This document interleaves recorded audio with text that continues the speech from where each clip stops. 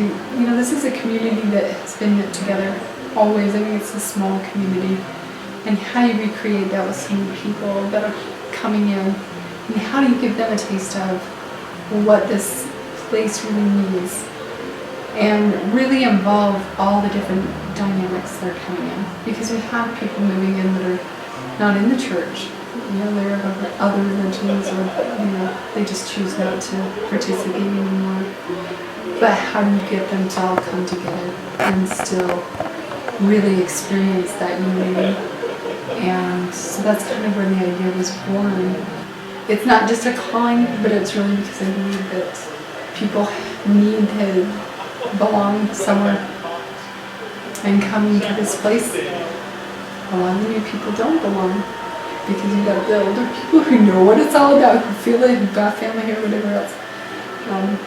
And I just believe that everybody needs a place. I think that's really what it was. It feeds your soul to bring good things to people.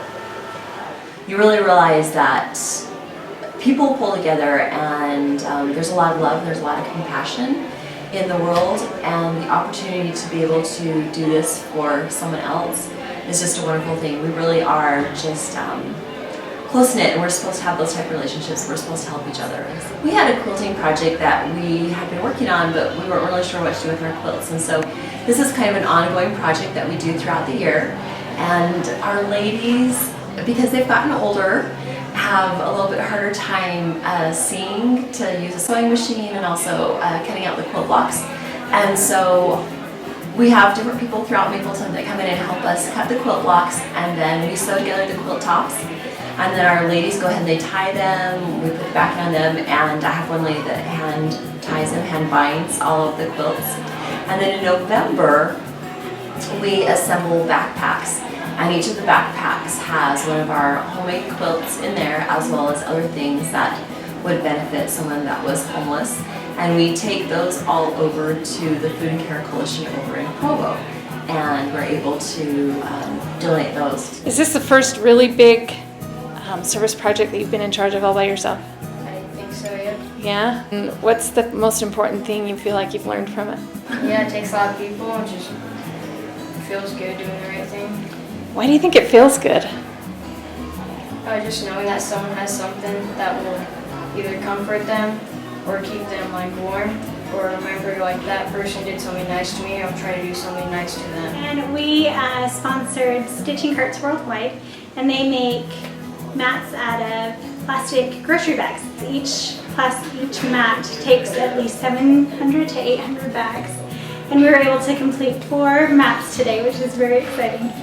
And they donate these mats to the homeless and refugees. They work with Lifting Hands International to send those to the refugees in different parts of the world. So it's pretty awesome, especially for kids to be able to see and to help with. That's one of the neat things, is sometimes it's hard for them to get involved in the service, but with a project like this, they can easily get in there. When I was growing up, our family was a family of there were 8 kids, and my parents got divorced when we were about 11. So we had to have some help at different points in our life.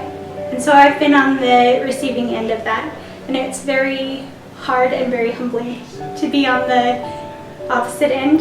So for me, it's just my way of giving back to all those people that helped me and were able to give to me when we needed it. So that's something I'll never forget, and that's something that I want to share with my girls, because we are very blessed.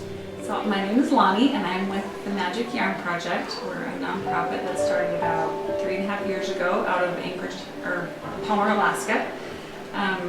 And we make really soft princess-themed and superhero-themed wigs and beanies for children who are battling cancer.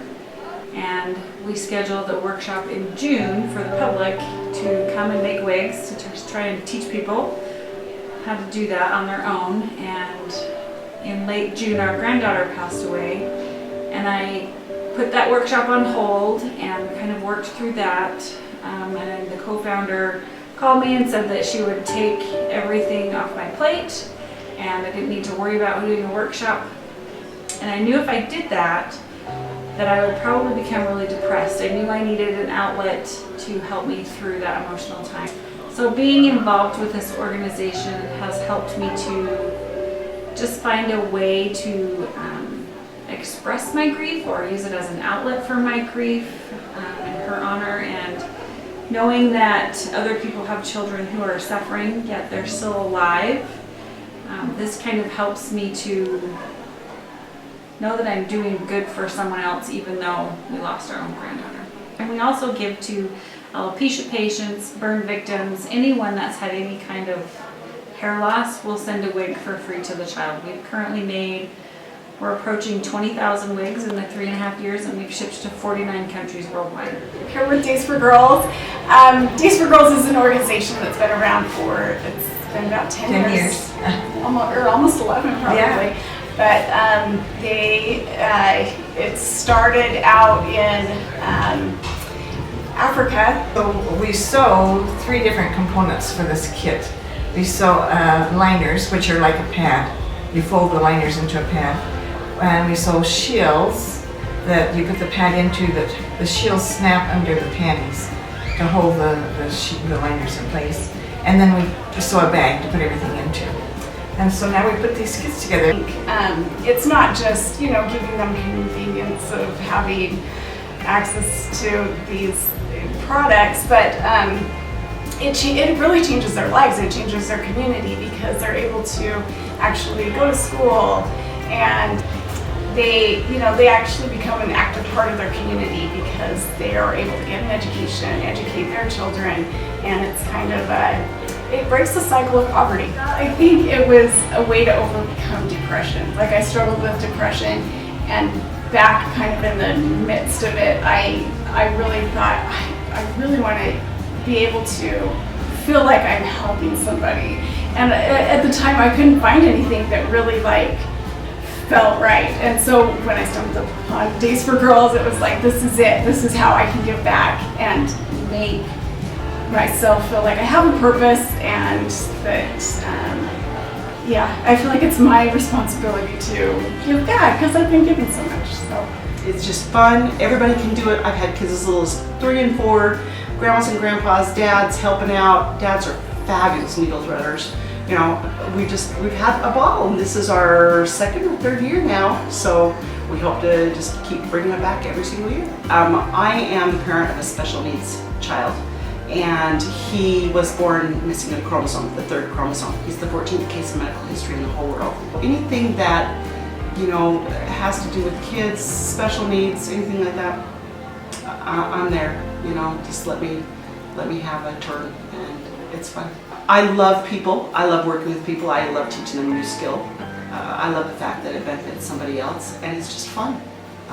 It makes me feel good inside, like I've given a little bit.